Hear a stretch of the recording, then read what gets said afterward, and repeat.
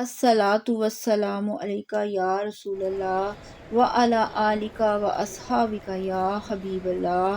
الصلاۃ والسلام علیکہ یا نبی اللہ وعلی آلکہ و اصحابکہ یا نور اللہ۔ بعثت نبوی کے ابتدائی 3 برسوں میں آپ چپکے چپکے تبلیغ کرتے رہے۔ اس دوران میں سیدنا ارقم رضی اللہ تعالیٰ عنہ کا گھر اسلامی تحریک کا مرکز بنا۔ یہ گھر کوہ صفا کے دامن میں واقع تھا۔ نمازیں گھروں کے اندر اور پہاڑوں کی گھاٹیوں میں پڑھی جاتی رہیں۔ اس تبلیغ کے ذریعے چراغ سے چراغ جلتا رہا۔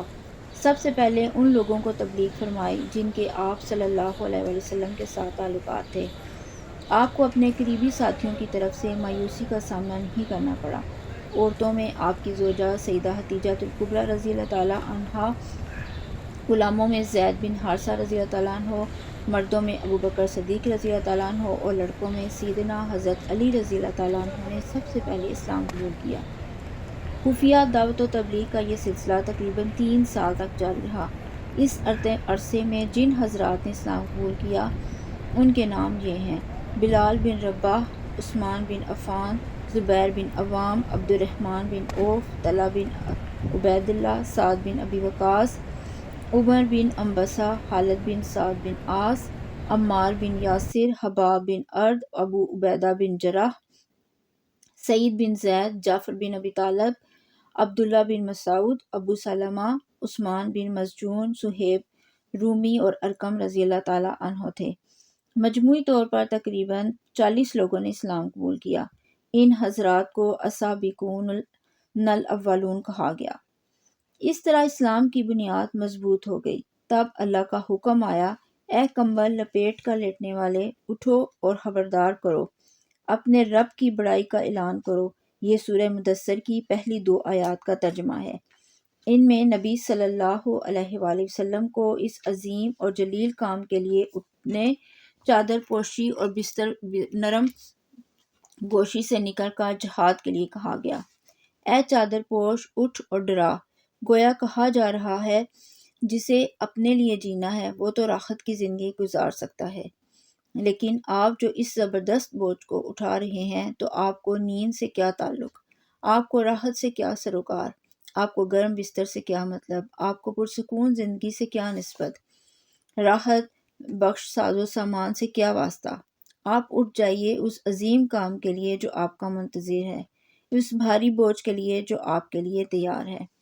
یہ بڑا عظیم اور پرہیبت حکم ہے۔ اس میں نبی کریم صلی اللہ علیہ وآلہ وسلم کو پرسکون گھر، نرم اور گرم بستر سے کھینچ کر تند طوفانوں اور تیز جھکڑوں کے ساتھ انتہائی گہرے سمندر میں لا کر کھڑا کیا۔ پھر رسول اللہ صلی اللہ علیہ وسلم اٹھ گئے اور قریباً 20 سال تک اٹھے رہے۔ آپ صلی اللہ علیہ وسلم نے اپنا چین، آرام اور سکون چھوڑ دیا۔ زندگی اپنے لیے نہ رہی، اہل و عیال کے لیے نہ رہی، کام اللہ کی طرف دعوت دینا تھا۔ یہ جو بوجھ تھا وہ اس روئے زمین پر امانت کبریٰ کا بوجھ، ساری انسانیت کا بوجھ، سارے عقیدے کا بوجھ، میدانوں میں وفا کا بوجھ تھا۔ آپ نے 20 سال سے زیادہ عرصے تک مسلسل جدوجہد میں زندگی گزاری، اور اس پورے عرصے میں جب سے وہ آسمانی ندا یعنی اللہ کی آواز سنی اور یہ بھاری ذمہ داری پائی، آپ کو یہ کوئی ایک حالت کسی دوسری حالت سے غافل نہ کر سکی۔ اللہ آپ کو ہماری طرف سے اور پوری انسانیت کی طرف سے بہترین اجر عطا فرمائے، آمین ثم آمین۔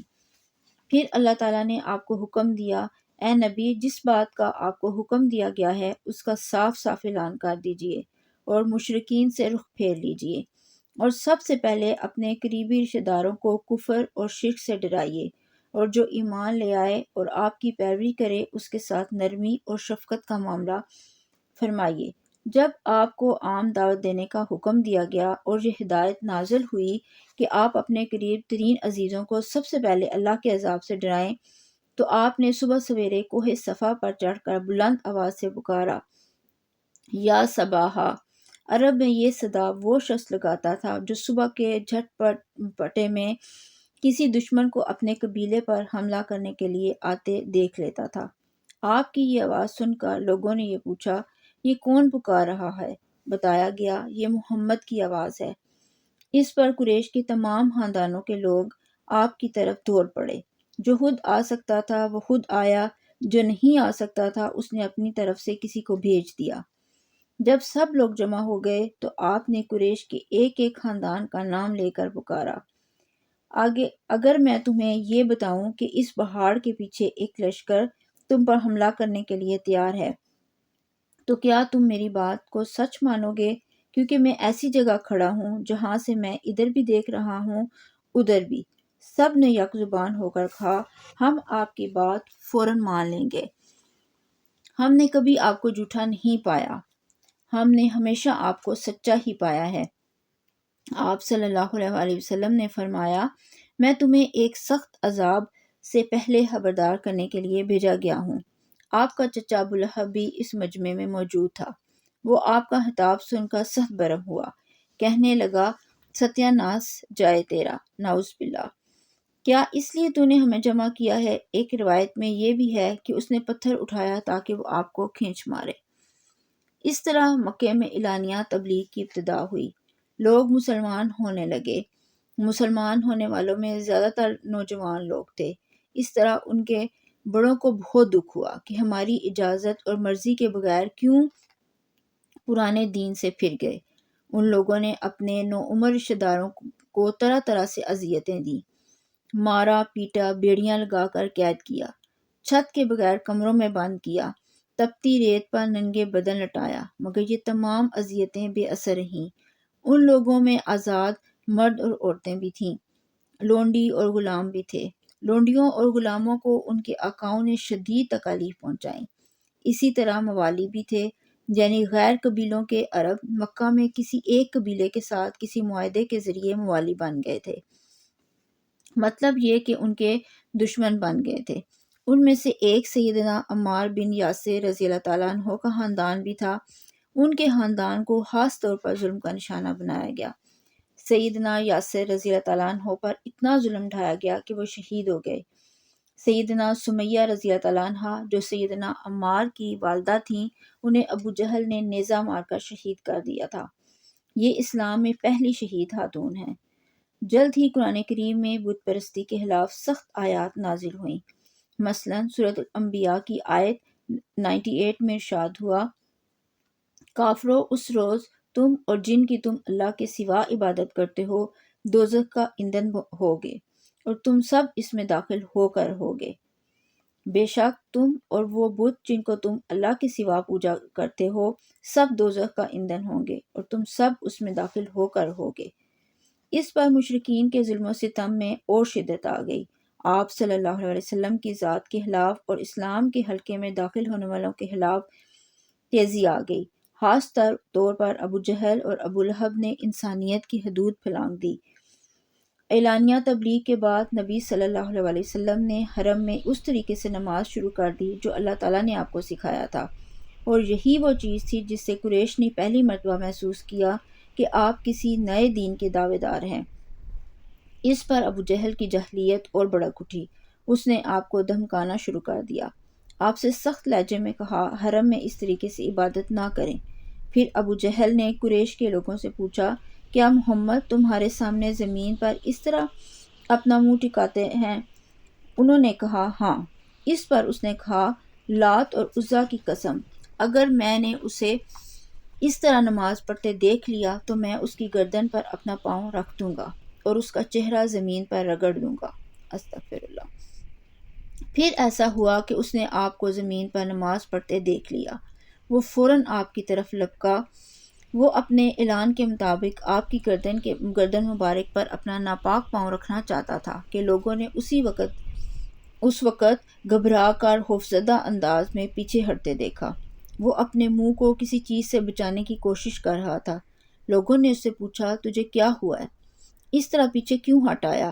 اس نے کہا، میرے اور اس کے درمیان اچانک آگ کی ایک خندق اور کوئی ہولناک چیز تھی اور کچھ پر تھے۔ پھر اس کی یہ بات کسی نے آپ صلی اللہ علیہ وسلم کو بعد میں بتائی تو آپ صلی اللہ علیہ وسلم نے فرمایا، اگر وہ میرے قریب بھٹکتا تو فرشتے اس کے چیتھڑے اڑا دیتے۔ سیدنا ابن عباس رضی اللہ تعالیٰ عنہ سے روایت ہے کہ رسول اللہ صلی اللہ علیہ وسلم مقام ابراہیم پر نماز پڑھ رہے تھے۔ ایسے میں ابو جہل کا ادھر سے گزر ہوا۔ اس نے کہا، اے محمد، کیا ہم نے تمہیں اس سے منع نہیں کیا تھا؟ وہ کہہ کر آپ کو دھمکیاں دینے لگا۔ جواب میں آپ صلی اللہ علیہ وآلہ وسلم نے بھی اسی سختی سے جھڑک دیا۔ اس پر اس نے کہا، اے محمد، تم کس بل پر مجھے ڈراتے ہو؟ اللہ کی قسم، اس وادی میں میرے حمایتی سب سے زیادہ ہیں۔ ایک دن کسی جگہ اونٹ ذبح کیا گیا۔ ابو جہل نے عقبہ بن معاذ کو بھیجا کہ جا کر اوجڑی اٹھا لائے، اور جب آپ سجدے میں جائیں تو اس کو آپ کی پیٹھ پر رکھ دے۔ اس نے ایسا ہی کیا۔ وہ اس قدر وزنی تھی کہ آپ صلی اللہ علیہ وسلم سجدے سے سر نہ اٹھا سکے۔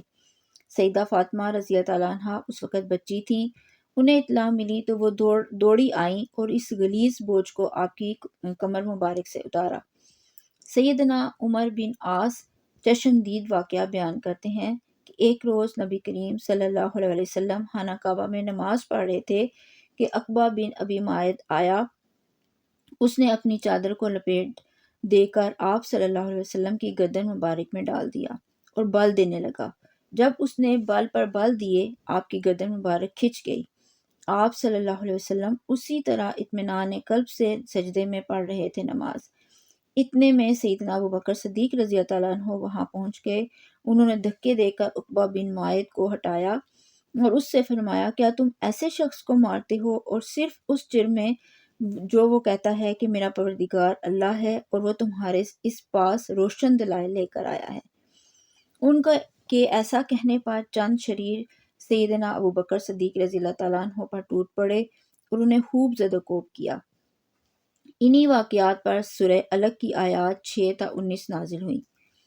ہرگز نہیں، انسان سرکشی کرتا ہے اس بنا پر کہ وہ اپنے آپ کو بے نیاز دیکھتا ہے، حالانکہ پلٹنا یقیناً تیرے رب ہی کی طرف ہے۔ تم نے اس شخص کو دیکھا جو ایک بندے کو منع کرتا ہے جبکہ وہ نماز پڑھتا ہو۔ تمہارا کیا خیال ہے اگر وہ بندہ راہ راست پر ہو، تقوی کی تلقین کرتا ہو؟ تمہارا کیا خیال ہے اگر یہ منع کرنے والا شخص حق کو جھٹلاتا اور منہ موڑتا ہو؟ کیا وہ نہیں جانتا کہ اللہ دیکھ رہا ہے؟ ہرگز نہیں، اگر وہ باز نہ آیا تو ہم اس کی پیشانی کے بال پکڑ کر کھینچیں گے۔ اس پیشانی کو جھوٹی اور خطا کار ہے۔ وہ بلا لے اپنے حامیوں کی ٹولی کو، ہم بھی عذاب کے فرشتوں کو بلا لیں گے۔ ہرگز نہیں، اس کی بات نہ مانو اور سجدہ کرو اور اپنے رب کا قرب حاصل کرو۔ اور اسی سورت کی پہلی 5 آیات نازل ہونے کے بعد سب سے پہلے اسلام کا اظہار نبی کریم صلی اللہ علیہ وسلم نے نماز سے ہی کیا تھا۔